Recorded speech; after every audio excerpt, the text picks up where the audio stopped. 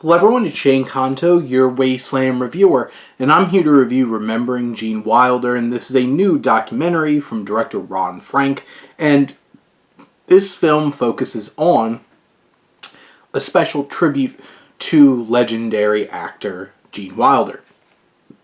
And this film is very much structured like you would expect from a biopic documentary, such it is. You have music that feels a little bit whimsical to capture the spirit of Wilder as a performer, and as the film progresses, getting a little bit more dramatic and weighty in terms of its themes and tone, as really the first two acts or 2/3 of this 90-minute film really focuses on his career, his performances, his comedic work, his long collaboration with Mel Brooks, getting into his collaborations, especially with Richard Pryor.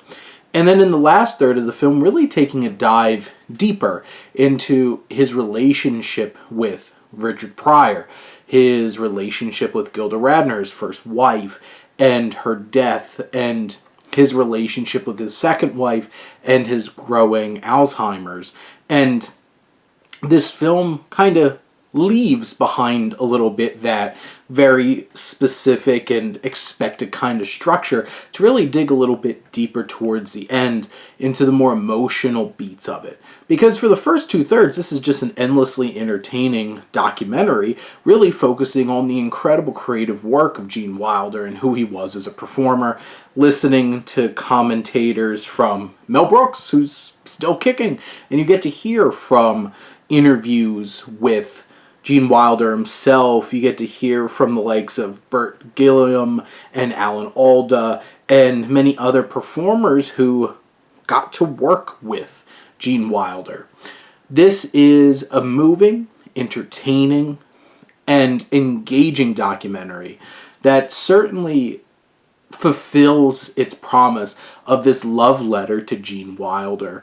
It doesn't dig really into any darker perspectives of him as a human being. It's more a celebration of his work, and then also really highlighting the trials and tribulations that he went through emotionally in the later half of his life.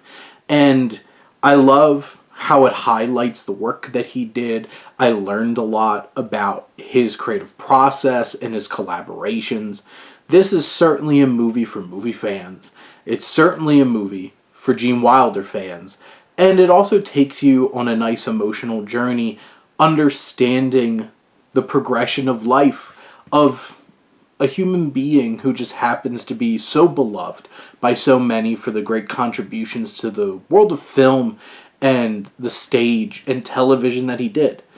In the end, this is a well put together, very respectful and classy documentary that hits all the beats that it needs to, and then has a little bit of emotional oomph for you towards the end.